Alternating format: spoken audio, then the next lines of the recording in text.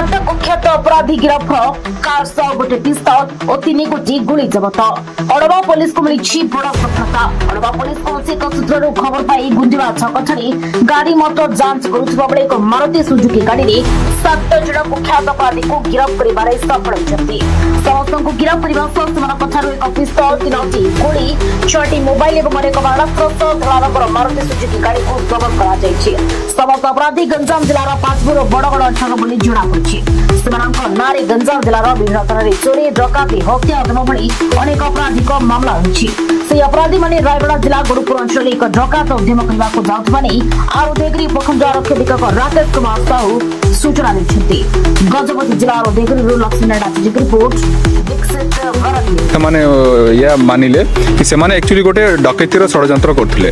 से डकैतीर अंजाम ସେମାନେ ଦେଇଥାନ୍ତେ गुणपुर सब डिवीजन जोटा हमर रायगड़ा जिला भितर आछि। किंतु हम पुलिस टीम ठीक समय आसी कि गुंडीमा छकर तांको धरि देई तांकर डकैतीर षड्यंत्र को विफल करि